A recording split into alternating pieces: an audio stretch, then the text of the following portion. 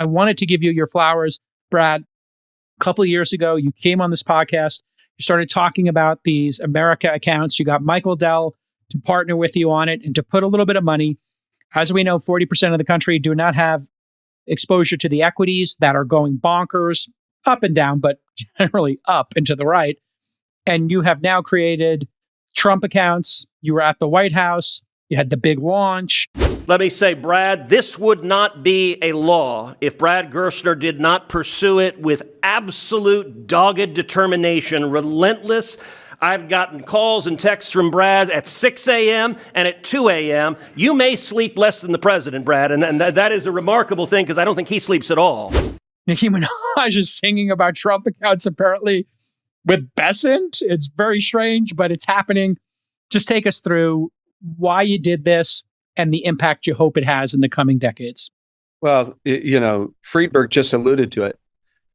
These are very destabilizing forces, right? You can't have a trillionaire and 70% of people feeling out that they're left out and left behind, and the system's rigged against them, and they're not in the game of capitalism.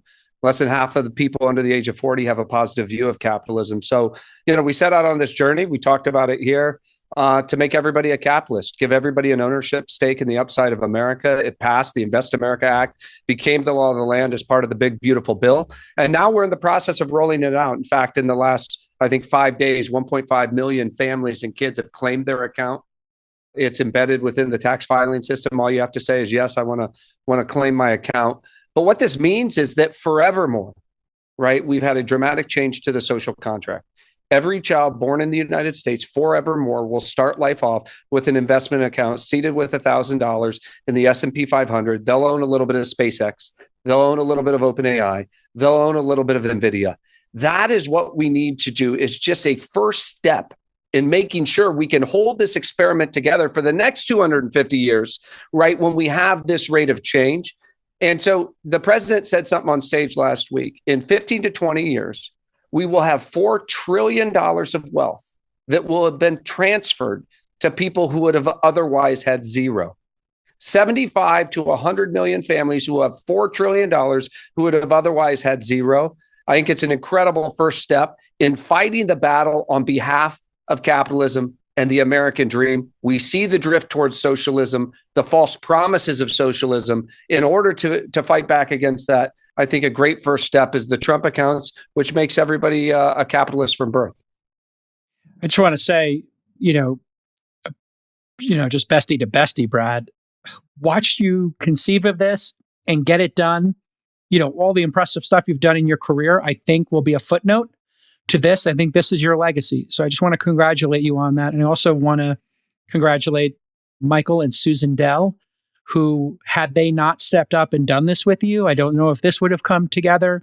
And then I also want to congratulate President Trump for just putting through something that bridges the gap between the equity holders and the non-equity holders, the bottom half of the country, the top half of the country.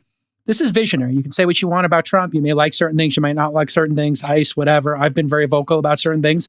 This is perhaps one of the greatest wins for you, Michael and Susan Dell, and President Trump, the administration, and for all Americans. And there's very few things that all Americans can get around right now. It's such a divisive, disgusting political climate. Everybody's fighting with each other over everything.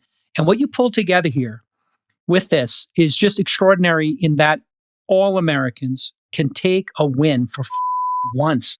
All Americans can say, hey, we did something fantastic. And without you, Brad, it wouldn't have happened. So just bestie to bestie, I want to just congratulate you. All right, listen, Friedberg, you hate socialism. You're concerned about socialism. This helps, yeah? This helps. Giving me a lot to work with today, Friedberg. Well, I mean, you just had your big... I'm sending you some nicotine pouches. Well, you just had your big close. I don't think it's... I wanted to give you a chance to shine here. You hate socialism. You're concerned about socialism. Is this not one of the best ways to fight against the socialistic urge to just have collectivism and just steal from the top half and give to the bottom half, or, seize the production and manufacturing? This is a great solution, is to get everybody into the game.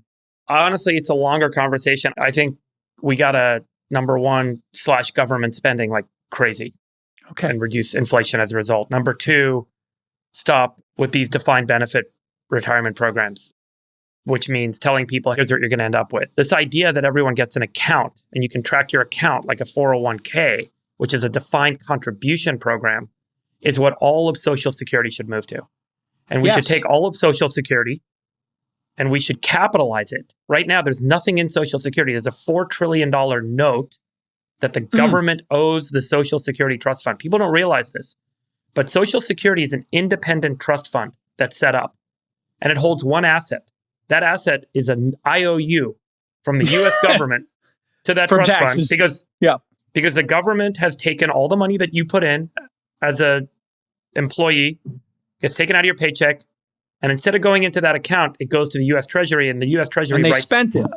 They put an IOU and they put it back into Social Security.